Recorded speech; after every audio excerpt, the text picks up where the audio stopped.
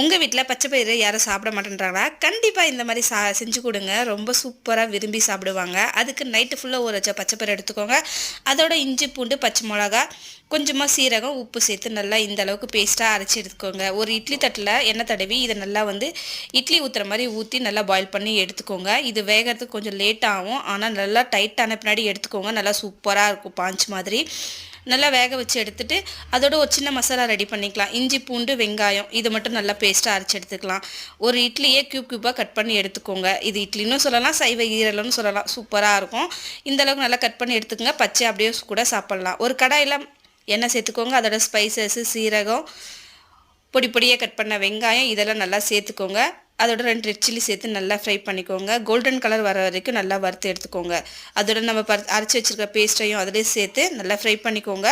இப்போ தேவையான அளவு மசாலாலாம் சேர்த்துக்கலாம். உப்பு, red chilli powder, garam masala, மஞ்சத்தூள் இவ்வளோ தான் சேர்த்துருக்கேன். இது நல்லா ஃப்ரை பண்ணிக்கோங்க. எண்ணெய் பிரிஞ்சு வர அளவுக்கு அப்படியே விட்டுருங்க. விட்டுட்டு நம்ம பெரிய தக்காளி 2 எடுத்திருக்கேன். அதை நல்லா கட் பண்ணி எடுத்து சேர்த்துருக்கேன். இப்போ தக்காளி வேகிறதுக்காக கொஞ்சமாக தண்ணி சேர்த்து நல்லா கொஞ்சம் நேரம் மூடி போட்டு நல்லா வேக வச்சு எடுத்திருக்கேன். இந்த அளவுக்கு எண்ணெய் பிரிஞ்சு வந்தோடனே நம்ம கட் பண்ணி வச்சுக்கிற சைவ ஈரல் அதில் போட்டு நல்லா மிக்ஸ் பண்ணி ஸ்லோ ஃப்ளேம்லேயே கொஞ்சம் நேரம் அப்படியே விட்டுட்டு கருவேப்பிலை மட்டும் தூவி இறக்குனா அட்டகாசமான சைவ ஈரல் ரெடி ஆகிடும். கண்டிப்பாக நீங்களும் ட்ரை பண்ணுங்கள்.